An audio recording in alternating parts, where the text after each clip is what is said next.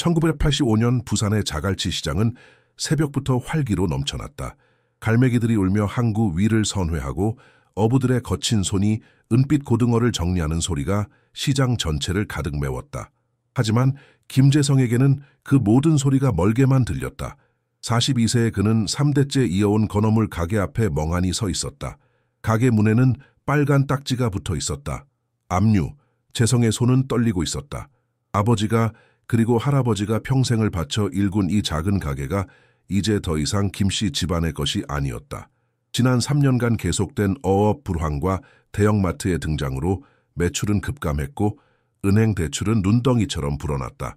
재성은 가게 유리창에 비친 자신의 모습을 바라봤다. 수척해진 얼굴, 깊이 패인 눈가의 주름, 그리고 절망으로 가득한 눈빛. 여보... 뒤에서 들려온 목소리에 재성은 천천히 돌아섰다. 아내 박미영이 8살, 아들 민호의 손을 잡고 서 있었다. 미영의 눈은 빨갛게 부어 있었고 민호는 아직 상황을 이해하지 못한 채 아빠를 올려다보고 있었다. 집도... 미영의 목소리가 떨렸다. 집도 다음 주면.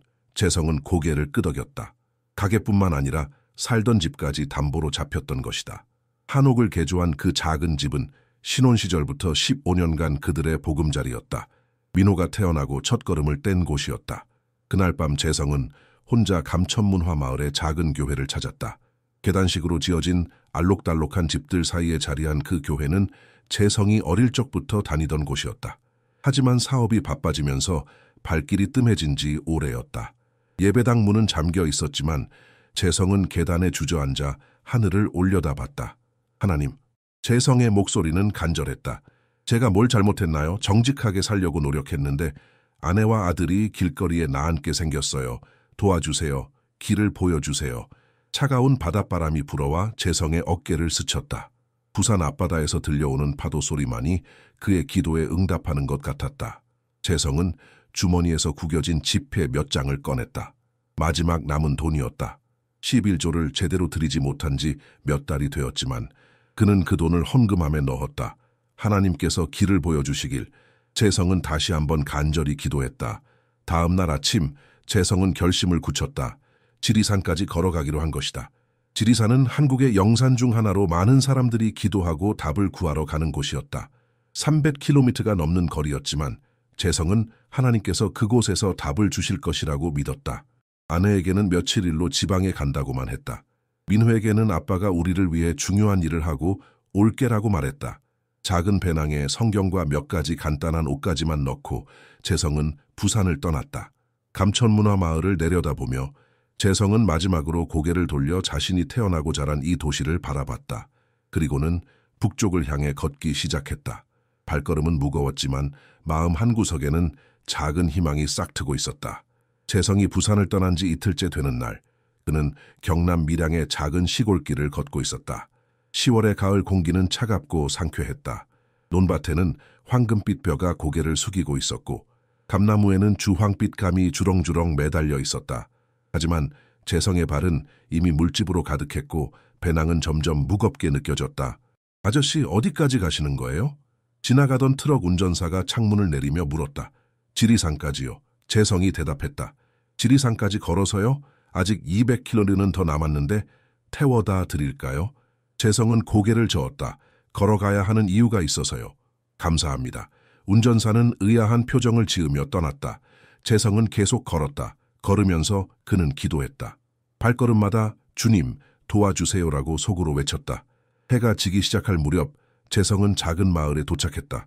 마을 어귀에는 오래된 느티나무가 서 있었고 그 아래에는 할아버지 한 분이 앉아 계셨다. 흰 수염을 기르고 한복을 입은 그 할아버지는 재성을 물끄러미 바라보셨다. 젊은 양반, 어디서 오셔서 어디로 가시는 거요? 할아버지의 목소리는 따뜻했다. 재성은 멈춰 서서 고개를 숙였다. 부산에서 왔습니다. 지리산으로 가고 있어요. 지리산까지. 그럼 아직 한참 남았구만. 오늘 밤은 어디서 주무실 참이요? 재성은 대답하지 못했다. 사실 돈이 부족해서 여관에서 잘 여유가 없었다. 할아버지는 재성의 표정을 읽으셨는지 일어서셨다. 우리 집에서 하룻밤 주무시지요. 최진수라고 합니다. 아니에요. 폐를 끼칠 수는? 폐가 무슨 폐요? 나그네를 대접하는 것은 우리의 전통이 아니겠어요. 게다가 최 할아버지는 재성의 어깨를 가만히 바라보셨다. 하나님께서 보내신 것 같은데요. 최 할아버지의 집은 전형적인 시골 한옥이었다. 마당에는 감나무와 대추나무가 있었고 툇마루에는 호박과 고구마가 말리고 있었다.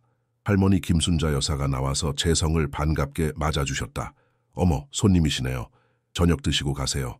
그들은 재성에게 따뜻한 된장찌개와 갓 지은 밥을 내어주었다. 재성은 감사히 받아먹으며 자신의 이야기를 털어놓았다.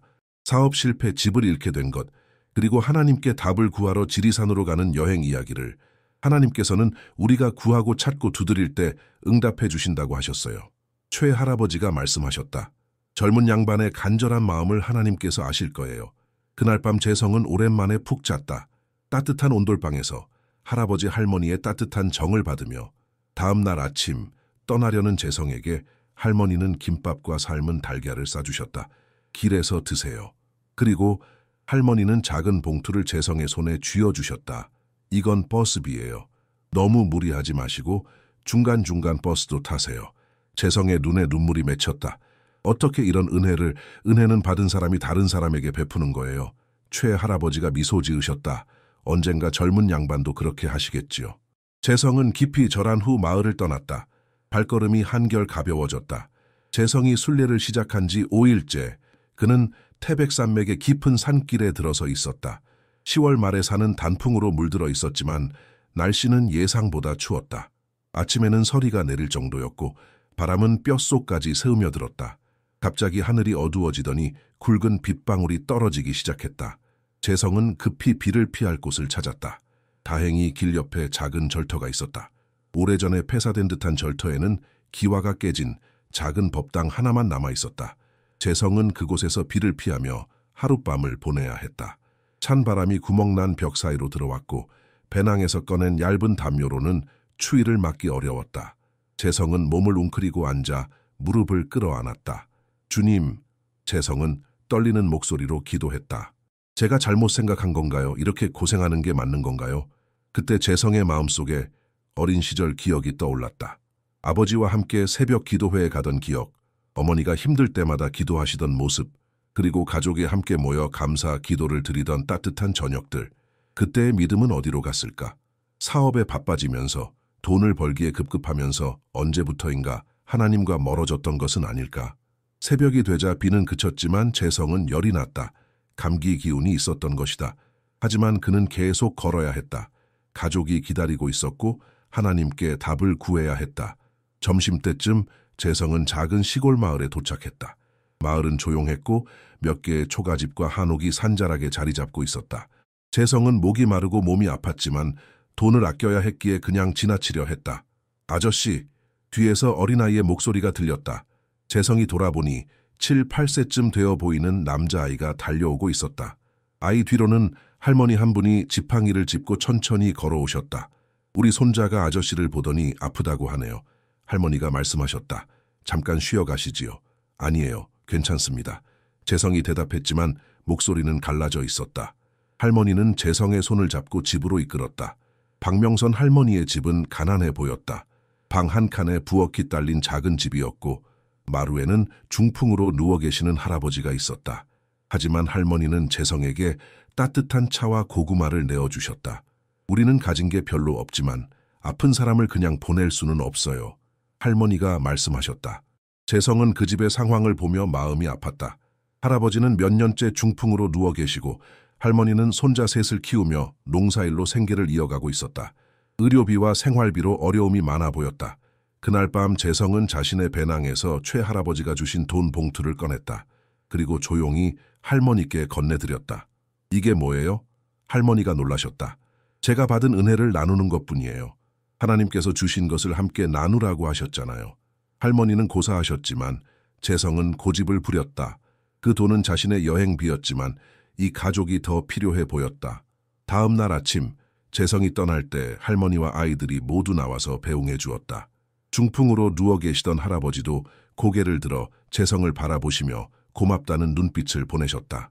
재성은 다시 길을 떠났다. 돈은 거의 떨어졌지만 마음은 한결 가벼웠다. 하동에 도착한 것은 재성이 여행을 시작한 지 일주일째 되는 날이었다. 하동은 차로 유명한 고장이었고 산비탈마다 녹색 차밭이 펼쳐져 있었다.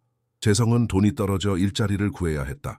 다행히 차농장을 운영하는 윤석배 씨가 며칠간 일손을 구한다고 했다. 윤 씨는 50대 중반의 남자로 꽤 큰 차농장을 운영하고 있었다. 하지만 첫 만남부터 재성에게 곱지 않은 시선을 보냈다. 부산에서 왔다고? 그럼 뭐 하던 사람이야? 윤 씨가 재성을 위아래로 훑어보며 물었다. 상인이었습니다. 지금은 잠시 일자리를 찾고 있어서요. 상인이 왜 여기까지 와서 일당벌이를 하려고 해? 뭔가 사연이 있는 거 아냐? 재성은 구체적인 대답을 피했다. 윤 씨는 의심스러운 눈빛으로 재성을 바라봤지만 일손이 부족한 상황이라 일단 고용하기로 했다. 차 따기는 생각보다 어려운 일이었다. 새벽 5시부터 시작해서 해가 질 때까지 계속 허리를 굽히고 어린 차임만을 골라서 따야 했다. 재성의 손은 거칠어졌고 허리는 끊어질 것 같았다. 하지만 그는 불평하지 않고 열심히 일했다. 며칠 후 문제가 생겼다. 윤 씨가 차 판매 대금으로 모아둔 현금 50만 원이 사라진 것이다. 윤 씨는 즉시 재성을 의심했다. 야, 김재성, 너 말고 누가 내 돈을 가져갔겠어? 윤 씨가 소리쳤다. 저는 그런 일 하지 않았습니다. 재성이 차분히 대답했다. 그럼 증명해봐. 내 짐을 뒤져봐도 되겠어. 재성은 자신의 배낭을 내주었다. 윤 씨는 배낭을 뒤지며 돈을 찾으려 했지만 당연히 나올 리 없었다. 하지만 윤 씨의 의심은 더욱 깊어졌다. 분명히 네가 어디다 숨겨놨을 거야. 경찰서에 신고하겠어. 마을 사람들이 모여들었고 재성은 도둑으로 몰렸다. 사람들은 수군거렸다. 역시 떠돌이는 믿을 수 없어. 처음부터 수상했다고 생각했어. 재성은 억울했지만 어떻게 증명할 도리가 없었다. 그날 밤 그는 차밭 한 구석에서 하늘을 올려다보며 기도했다. 하나님, 제가 정말 잘못 생각한 건가요? 이렇게 억울한 일을 당하면서까지 길을 가야 하는 건가요? 그때 주머니에서 핸드폰이 울렸다. 부산에서 아내가 보낸 문자였다. 민호가 갑자기 열이 나서 병원에 입원했어요. 빨리 돌아와 주세요. 재성의 마음은 무너졌다. 아들이 아픈데 자신은 여기서 도둑으로 몰려 있었다. 돈도 없어서 당장 부산으로 갈 수도 없었다. 재성은 무릎을 꿇고 엎드려 울었다. 하나님 제발 도와주세요. 아들을 지켜주시고 저에게 길을 보여주세요. 그때였다. 재성 앞에 누군가의 그림자가 드리워졌다. 고개를 들어보니 흰 옷을 입은 노인이 서 있었다. 달빛에 비친 그 노인의 모습은 신비로웠다. 젊은이, 왜 그리 슬퍼하느냐? 노인의 목소리는 따뜻했다. 저는 억울합니다. 하지 않은 일로 도둑으로 몰리고 집에는 아픈 아들이. 노인은 재성의 어깨에 손을 올렸다. 진실은 언제나 드러나느니라. 그리고 하나님은 의로운 자를 버리지 않으신다. 조금만 더 견디어라. 재성이 다시 고개를 들었을 때 노인은 사라지고 없었다. 하지만 마음속에는 이상한 평안이 찾아왔다. 재성은 다시 일어나 기도했다. 하나님의 뜻이 이루어지기를 원합니다. 다음 날 아침 놀라운 일이 일어났다. 다음 날 아침 일찍 재성은 차밭에서 일을 시작하려 했다. 하지만 윤 씨는 그를 막아섰다. 너는 일하지 마. 경찰이 올 때까지 기다려. 재성은 조용히 고개를 끄덕였다. 억울했지만 하나님께서 해결해 주실 것을 믿기로 했다. 그때 마을 어귀에서 소란이 일어났다. 윤 씨의 아들 윤상민이 울면서 달려오고 있었다. 상민은 22세로 대학을 휴학하고 집에서 놀고 있었다. 그는 인터넷 게임에 빠져 있었고 가끔 친구들과 도박을 하기도 했다. 윤 씨는 아들을 자랑스러워했지만 마을 사람들은 상민을 좋지 않게 보고 있었다. 아버지, 상민이 윤 씨 앞에 무릎을 꿇었다. 아버지, 죄송해요. 뭐가 죄송하다는 거야? 그 돈. 상민은 울면서 말을 더듬었다. 제가 가져갔어요. 윤 씨의 얼굴이 순간 하얗게 변했다. 뭐라고? 친구들이랑 도박을 했는데 돈을 많이 잃었어요. 그래서 아버지 돈을. 미안해요. 정말 미안해요. 마을 사람들이 웅성거렸다. 윤 씨는 아들을 믿을 수 없다는 표정으로 바라봤다. 네가 가져갔다고? 예. 그런데 그 아저씨가 도둑으로 몰리는 걸 보니까 양심이 너무 아파서. 상민은 재성을 바라보며 무릎을 꿇었다. 아저씨, 정말 죄송합니다. 제가 죄를 뒤집어 씌웠어요.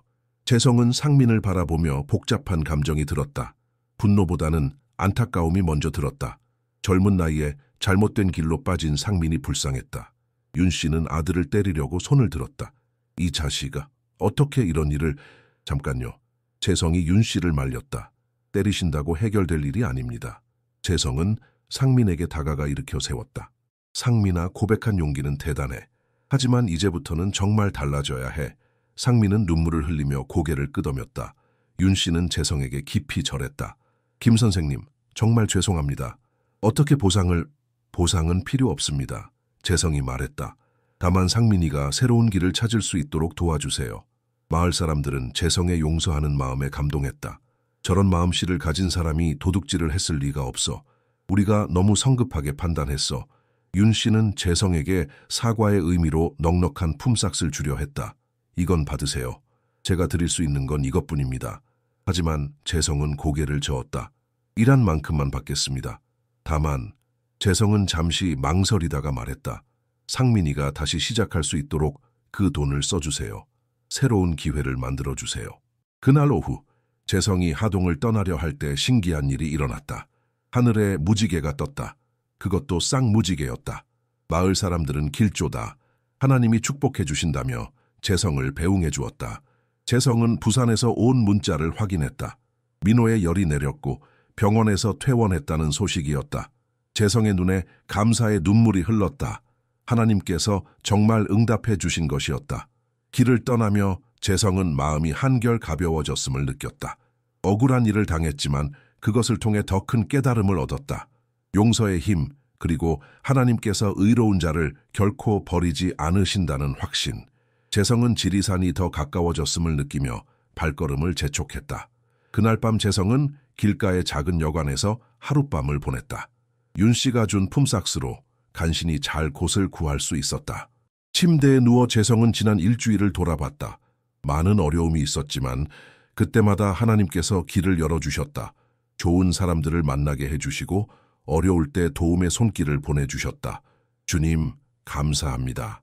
아직 답을 얻지는 못했지만 주님께서 함께 하심을 느낍니다. 재성은 감사 기도를 드리며 잠들었다. 꿈에서 그는 높은 산 정상에 서 있었고 그곳에서 환한 빛이 비추어오고 있었다. 그 빛 속에서 음성이 들렸다. 내가 너와 함께 있느니라. 지리산 화엄사 계곡에 도착한 것은 재성이 순례를 시작한 지 10일째 되는 날이었다. 단풍이 절정에 달한 계곡은 마치 하나님이 그린 그림 같았다. 빨강, 노랑, 주황색으로 물든 나무잎들이 햇살에 반짝이며 춤추고 있었다. 계곡물은 맑고 차가워서 재성의 목마름을 해결해 주었다.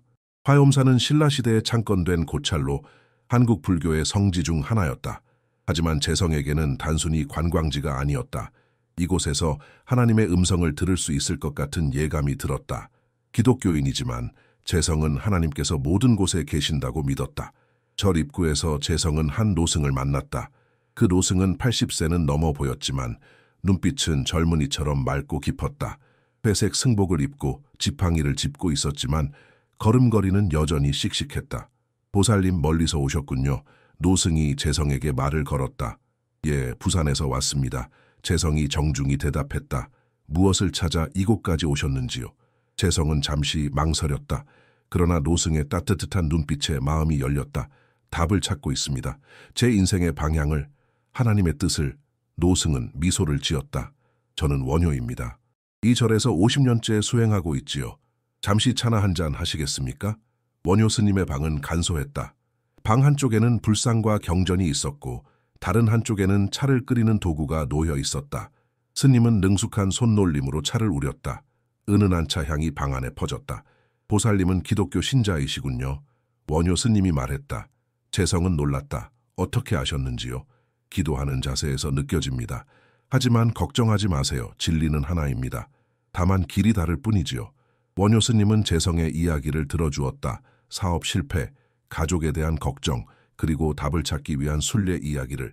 스님은 중간중간 고개를 끄덕이며 들어주었다. 보살님이 찾으시는 답은 이미 보살님 안에 있습니다. 원효 스님이 말했다. 제 안에 있다고요? 그렇습니다. 지난 10일간의 여행을 돌아보세요. 어려운 사람들을 도우셨고 억울한 일을 당했지만 용서하셨습니다. 이미 답을 실천하고 계시는 거 아닙니까? 재성은 스님의 말을 곰곰이 생각해봤다. 최 할아버지 부부, 박명선 할머니 가족, 그리고 상민이에게 보인 자신의 행동들. 하지만 제 문제는 아직 해결되지 않았습니다. 집도 없고 사업도 망했고. 보살님, 진정한 분은 무엇입니까? 원효 스님이 물었다. 돈입니까? 집입니까? 아니면 마음의 평안입니까? 그날 밤 원효 스님은 재성을 계곡의 작은 암자로 안내했다. 오늘 밤은 여기서 기도하며 보내세요. 내일 아침 해가 뜰 때까지 깊이 기도해 보세요. 암자는 계곡 중간쯤에 자리한 작은 건물이었다. 사방이 숲으로 둘러싸여 있어 완전히 고요했다. 재성은 그곳에서 무릎을 꿇고 기도하기 시작했다. 하나님, 제가 10일 동안 걸어온 이 길에서 무엇을 배우길 원하셨나요? 제게 정말 필요한 것이 무엇인지 알려주세요. 밤이 깊어갈수록 재성의 기도는 더욱 간절해졌다. 그리고 새벽 4시쯤 놀라운 일이 일어났다. 재성의 마음속에 환상이 나타났다. 그는 자신이 다시 부산에 있는 모습을 보았다. 하지만 예전의 큰 가게가 아니라 작은 가게에서 정직하게 장사하는 모습이었다. 그리고 어려운 이웃들을 도우며 살아가는 자신의 모습을 주님, 재성은 눈물을 흘렸다. 이것이 주님께서 원하시는 삶인가요? 마음속에서 평안한 음성이 들렸다. 네가 섬기려고 하는 자가 되어라. 그러면 내가 너를 높이리라. 해가 뜰 무렵 원효 스님이 암자를 찾아왔다. 재성의 얼굴에는 평안이 가득했다. 답을 찾으셨군요. 스님이 미소 지었다. 예, 찾았습니다. 재성이 대답했다. 스님은 재성에게 작은 보자기를 건네주었다. 이것은 제 스승님께서 제게 주신 것입니다. 이제 보살님께 드립니다. 보자기 안에는 낡은 두루마리가 들어있었다. 거기에는 한문으로 글이 적혀 있었다. 섬기는 자가 큰 자가 되리라. 지리산에서 내려오는 길은 올라갈 때와는 완전히 달랐다. 재성의 마음은 평안으로 가득했고 발걸음은 가벼웠다. 그는 더 이상 답을 찾는 사람이 아니었다. 답을 얻은 사람이었다. 하나님께서 원하시는 삶이 무엇인지, 진정한 성공이 무엇인지 깨달았다. 첫 번째로 들른 곳은 하동이었다. 윤석배 씨의 차농장을 지나가는데 상민이가 밭에서 열심히 일하고 있었다. 재성을 보자 상민이 달려왔다. 아저씨, 정말 다시 오셨네요. 상민아, 어떻게 지냈어? 아저씨 말씀대로 정말 달라지려고 노력하고 있어요. 게임도 끊고 아버지 일도 도우면서. 상민의 얼굴에는 예전에 없던 밝음이 있었다. 윤 씨도 나와서 재성을 반갑게 맞았다. 김 선생님, 어떻게 지내셨어요? 상민이가 많이 달라졌어요. 선생님 덕분입니다. 제가 한 일은 없어요. 상민이 스스로 노력한 거죠. 윤 씨는 재성에게 차 한 보따리를 내주었다. 이거라도 가져가세요. 마음의 표현입니다. 재성은 고마워하며 차를 받았다. 그리고 다음 목적지인 밀양으로 향했다. 박명선 할머니 집에 도착했을 때 재성은 놀라운 광경을 목격했다. 집 앞마당에는 새로 지은 작은 창고가 있었고 마당에는 닭들이 돌아다니고 있었다. 할머니가 나와서 재성을 보자 깜짝 놀랐다. 어머, 이게 누구야? 김 선생님 아니야? 할머니 안녕하세요. 어떻게 지내셨어요? 아이고, 선생님. 정말 신기한 일이 있었어요. 할머니는 재성의 손을 잡고 집 안으로 모셨다. 선생님이 떠나신 다음 날 마을 이장님이 오셨어요. 정부에서 농촌 지원금이 나왔다면서. 할머니의 이야기를 들어보니 재성이 떠난 후 마을에 복지 담당자가 와서 어려운 가정을 조사했다고 했다. 그래서 할머니 집이 지원 대상에 선정되어 생활비와 의료비 지원을 받게 되었다는 것이었다. 그리고 또 신기한 게 할머니는 중풍으로 누워 계시던 할아버지를 가리켰다. 영감이 말을 하기 시작했어요. 할아버지는 여전히 몸은 불편하셨지만 말씀은 하실 수 있게 되었다. 고맙소. 할아버지가 재성을 보며 힘겹게 말씀하셨다. 할아버지, 괜찮으세요. 하나님께서 돌봐주신 거예요. 아이들도 건강해 보였다. 막내였던 7살 진수는 재성을 보자 달려와서 안겼다. 아저씨, 보고 싶었어요. 그날 밤 재성은 할머니 집에서 하룻밤을 보냈다. 할머니는 정성껏 저녁을 차려주셨고 온 가족이 함께 감사 기도를 드렸다. 재성은 하나님께서 어떻게 모든 것을 합력하여 선을 이루시는지 깨달았다. 다음 날 아침 최진수 할아버지 댁에 들렀다. 할아버지 할머니는 재성을 보자 눈물을 흘리며 반가워하셨다. 아이고, 우리 아들 같은 사람이 돌아왔구나. 김순자 할머니가 재성의 손을 잡으셨다. 어떻게 지내셨어요? 우리야 늘 그렇지. 그런데 너는 어떻게 됐어? 답을 찾았어. 재성은 미소 지으며 고개를 끄덕였다. 예, 찾았습니다. 할아버지, 할머니께서 보여주신 사랑이 바로 답이었어요. 최 할아버지는 재성의 어깨를 두드렸다. 그래, 사랑이 답이지. 하나님의 사랑 말이야. 재성은 그들에게 원효 스님이 준 두루마리를 보여드렸다. 할아버지는 한문을 읽으실 수 있어서 글을 읽어주셨다. 섬기는 자가 큰 자가 되리라. 좋은 말씀이네. 예수님께서도 그렇게 말씀하셨지. 재성은 그들과 함께 마지막 저녁을 보낸 후 다음 날 아침 부산을 향해 출발했다. 이제 정말 집으로 돌아갈 시간이었다. 부산에 도착하기 하루 전 재성은 놀라운 소식을 들었다. 휴대폰에 모르는 번호에서 전화가 왔다. 김재성 씨 맞으십니까? 저는 서울의 한강물산 이정호 상무라고 합니다. 예, 김재성입니다만 급하게 연락드렸습니다. 혹시 만나 뵐 수 있을까요? 사업 제안이 있어서요. 재성은 영문을 몰랐지만 부산에서 만나기로 약속했다. 부산에 도착한 재성을 기다리고 있는 것은 예상하지 못한 광경이었다. 감천문 화마을 입구에는 아내 미영과 아들 민호, 그리고 동네 사람들이 모여서 기다리고 있었다. 재성을 보자 민호가 달려왔다. 아빠, 민호가 재성의 품에 안겼다. 아빠 보고 싶었어요. 미영의 눈에는 눈물이 고여 있었다. 여보, 정말 고생 많았어요. 미영아 미안해. 걱정 많이 했지? 괜찮아요. 민호 열도 금방 내렸고. 그런데 여보, 신기한 일이 있었어요. 미영의 설명을 들어보니 재성이 떠난 후 마을에서 작은 기적들이 일어났다고 했다. 먼저 교회에서 어려운 가정을 돕는 프로그램이 시작되어 당분간 생활비 걱정은 없어졌다. 그리고 민호의 병원비도 교회에서 지원해 주기로 했다. 그리고 또 미영이 재성의 손을 잡았다.